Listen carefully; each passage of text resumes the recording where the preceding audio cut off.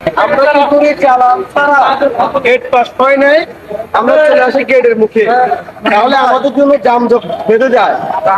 আমরা অবশ্যই এফেক্টিভের ওদিকে থাকতে গেট পাসের জন্য হেল্পার পাওয়া দিব, গেট পাস হয়ে গেছে সোজা আমি ঢুকে দিব, কিন্তু গেট পাস ছাড়া এখানে আসবো না।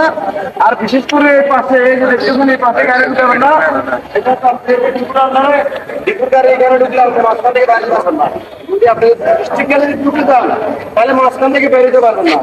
বিশেষ করে এই রাস্তাটা ব্যবহার করবেন। এটা যদি ওদিকে যান, ক্রসিং এর দিকে যদি যান তাহলে এটা দিয়ে শুরু যাবেন গা। আর যদি সিপের গেট দিয়ে ঢুকেন, গেট পাস হওয়া ছাড়া এদিকে আসবেন না, কারণ গেট পাস পিছন থেকে করলে ভালো হবে।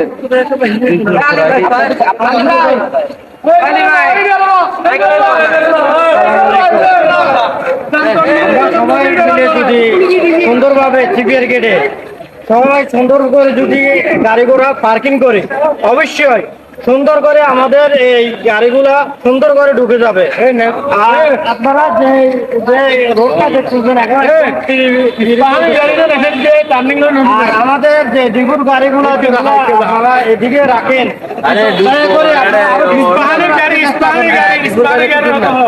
ডিগুর গাড়িগুলো পিছনে রাখেন, আপনাদের গাড়িগুলো আমরা যে গাড়িগুলো বন্ধ করে রাখছি আসসালামু আলাইকুম। আর কে কিছু বলবেন?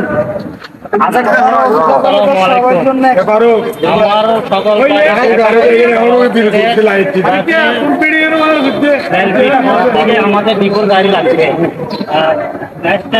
যাতে ডিস্ট্রিক্ট গাড়িগুলো গেট পাস হলে ল্যালপির আগের থেকে আসি ডিপিটা আর দ্বিতীয় যেগুলো সিটি থেকে আসে ওগুলো মানে কি 20 ফিট দূরে রাখলে গাড়ি যদি টাইম হয় সেগুলো কি একসাথে ডিপি যাবে। আপনাদের কথা হচ্ছে যে গাড়িগুলো অনেক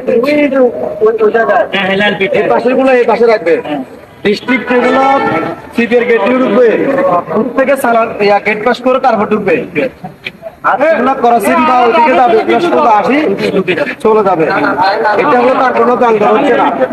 ঠিক আছে, আমরা অবশ্যই ডিস্ট্রিক্ট এটা মানতে হবে। ভাইয়া বলেন না কিছু?